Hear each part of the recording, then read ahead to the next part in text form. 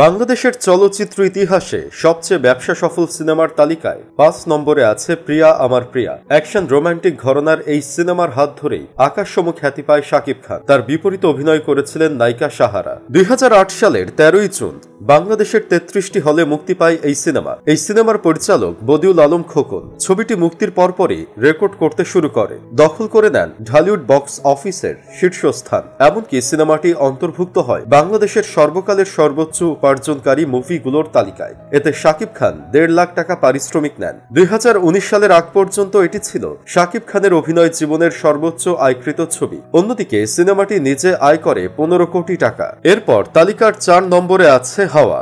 যে কাজগুলো দেশের সিনেমাকে ভিন্ন পর্যায়ে তুলে ধরে তাদের মধ্যে অন্যতম এটি। কোনো কমার্শিয়াল ধাঁচের নয়। ২০২২ সালে মুক্তি পাওয়া এই সিনেমাটি ছিল রহস্য নাট্যধর্মী। গতানুগতিক চিন্তার বাইরে গিয়ে এমন সিনেমাটি নির্মাণে সাহস করেন মেজবাউর রহমান সুমন। ২ ঘন্টার এই সিনেমাটি দর্শক মনে বেশ ভালোই সাড়া ফেলে, যার মূলে ছিল চলচ্চিত্রটির রূপকথা নির্ভর গল্প।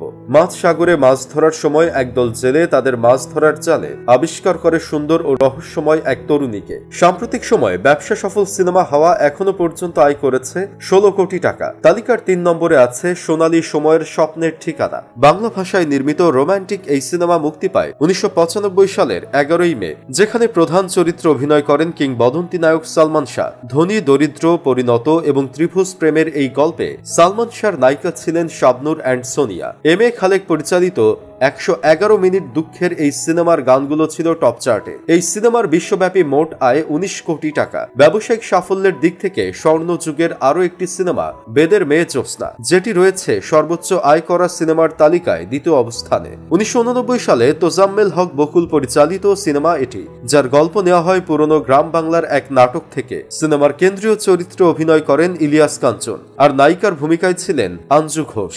২০২৩ সালের আগ পর্যন্ত এটিই ছিল বাংলা চলচ্চিত্র ইতিহাসে সর্বোচ্চ আয় করা সিনেমা। ব্রিটিশ ফিল্ম ইনস্টিটিউটের জরিপ অনুযায়ী এটি বাংলাদেশের সেরা ১০টি চলচ্চিত্রের মধ্যে একটি। মাত্র ২০ লাখ টাকা বাজেটের এই ছবি বিশ্বব্যাপী আয় করে ২০ কোটি টাকা। তবে মুদ্রা হার সমন্বয় করলে ২০২২ সাল নাগাদ বেদের মেয়ে জ্যোৎস্নার ছবির আয় দাঁড়াবে ১৪২ কোটি টাকা। বাংলাদেশের চলচ্চিত্র ইতিহাসে সর্বোচ্চ আয় করা সিনেমার তালিকায় প্রথম স্থান দখল করে আছে প্রিয়তমা। শাকিব খানকে নিয়ে প্রিয়তমা সিনেমা বানিয়ে ছবি প্রেমীদের চমকে দেন প্রযোজক আরশাদ আদনান, যেখানে শাকিবের বিপরীতে অভিনয় করেন কলকাতার অভিনেত্রী কৃতিকা পাল। ২০২৩ সালে ২.৫ কোটি টাকা ব্যয়ে নির্মিত এই রোমান্টিক অ্যাকশন ছবির হাত ধরেই ঢালিউড খুঁজে পায় সর্বোচ্চ আয়ের সিনেমা। হৃদয় বিদারক প্রেম কাহিনী নিয়ে বানানো এই ছবি প্রথম সপ্তাহে সংগ্রহ করে ১০ কোটি টাকা। বাংলাদেশের সিনেমার ইতিহাসে এখন পর্যন্ত এটি সবচেয়ে দ্রুততম সর্বোচ্চ আয়ের রেকর্ড। শেষ পর্যন্ত বক্স অফিসের রেকর্ডধারী প্রিয়তমার আয় ৪২ কোটি টাকা।